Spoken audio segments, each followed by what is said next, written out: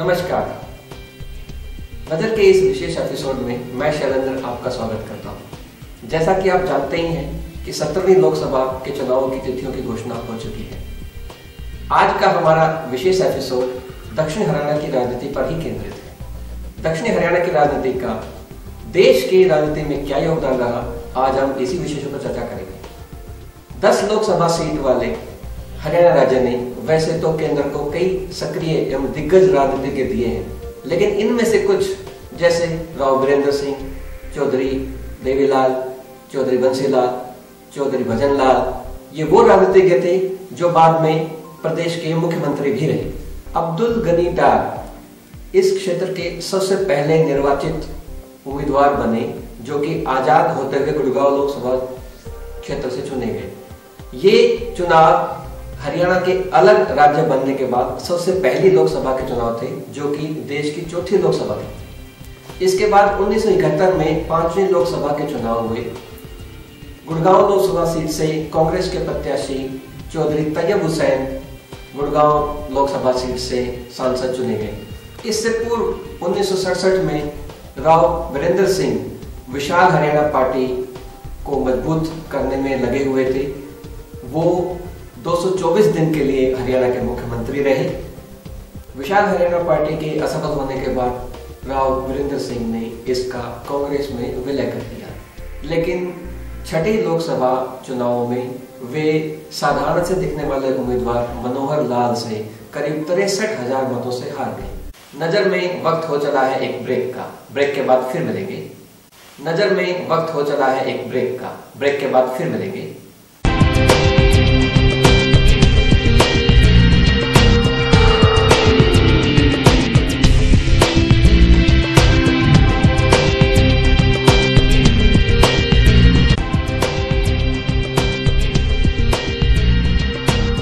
Break के बाद फिर से आपका स्वागत है।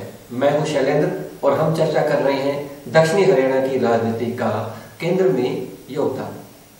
1980 में हुए 7वें लोकसभा चुनाव में राव वीरेंद्र सिंह ने कांग्रेस की टिकट पर चुनाव लड़ा और अपने प्रतिद्वंदी रामविलास शर्मा को 91,346 वोटों से हराकर गुड़गांव लोकसभा सीट पर कब्जा करा।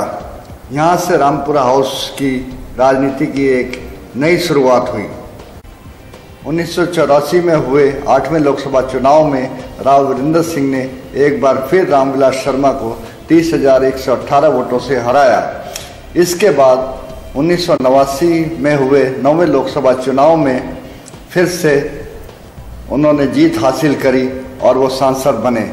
लगातार 3 बार सांसद बनने के बाद राव वीरेंद्र सिंह को 1989 के 10वें लोकसभा चुनाव में कर्नल राम सिंह ने कांग्रेस की टिकट लेकर 80,086 वोटों से हराया और कर्नल राम सिंह अहिरवाल के दूसरे दिग्गज नेता के रूप में उभर कर सामने आए।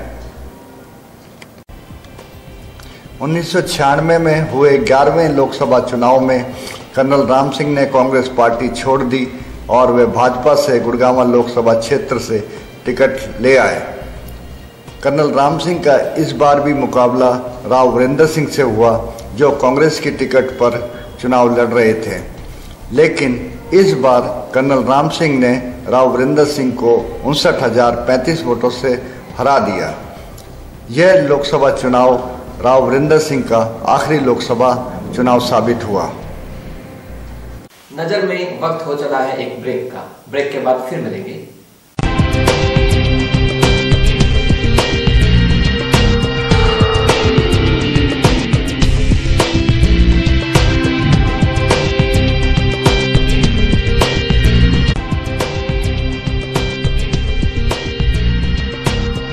के बाद फिर से आपका स्वागत है। मैं हूं शैलेंद्र और हम चर्चा कर रहे हैं दक्षिणी हरियाणा की राजनीति का केंद्र में योगदान। 1998 के 12वें लोकसभा चुनाव में राव वीरेंद्र सिंह ने खुद टिकट न लेकर कांग्रेस से अपने बड़े पुत्र राव इंद्रजीत सिंह को चुनाव में उतारा। राव इंद्रजीत सिंह ने इस चुनाव में भाजपा उम्मीदवार कर्नल राम सिंह को 58,126 वोटों से हराकर रामपुरा हाउस की खोई शाख को दोबारा कायम किया। यह शासनकाल ज़्यादा नहीं चला और भाजपा की सरकार पहले डामाडोल थी और अपने वर्चस्व को बचाने में लगी हुई थी। यह शासनकाल ज़्यादा नहीं चला और भाजपा की सरकार डामाडोल स्थिति में आ गई। संघर्ष से गुजरती भाजपा सरकार को सहारा मिला 1999 के कारगिल युद्ध से। 1999 में कारगिल युद्ध हुआ, जिससे देश की जनता का भाजपा सरकार के प्रति लगाव बढ़ गया, जिसका फायदा आने वाले 13वें लोकसभा चुनाव में मिला।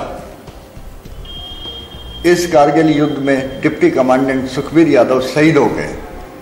सुखबीर यादव कभी भाजपा के वरिष्ठ नेता लाल कृष्ण आडवाणी की सिक्योरिटी में रहा करते थे, जिसका फायदा सुखबीर यादव की पत्नी श्रीमती सुधा यादव को 1999 के होने वाले 13वें लोकसभा चुनाव में मिला। एक शहीद की पत्नी होने के नाते उन्हें गुड़गांव लोकसभा क्षेत्र से भाजपा का प्रत्याशी घोषित कर दिया गया। एक तो कारगिल युद्ध की लहर और दूसरा भाजपा के बढ़ते आत्मविश्वास के कारण श्रीमती सुधा यादव ने कांग्रेस उम्मीदवार राव इंद्रजीत सिंह को 38,140 वोटों से हराया। कारगिल युद्ध से मिली अपनी लोकप्रियता को ज़्यादा हजम नहीं कर पाई और एक अच्छे प्रधानमंत्री अटल बिहारी वाजपेयी के होने के बावजूद भी भाजपा का जन आधार दिन प्रतिदिन घटता गया, जिसका नुकसान उन्हें 2004 में हुए 14वें लोकसभा चुनाव में भुगतना पड़ा। कांग्रेस उम्मीदवार राव इंद्रजीत ने सुधा यादव को इस 14वें लोकसभा चुनाव में 1,10,341 वोटों से हरा दिया और रामपुरा हाउस की खोई हुई शाख एक बार फिर से कायम हो गई। नजर में वक्त हो चला है एक ब्रेक का। ब्रेक के बाद फिर मिलेंगे।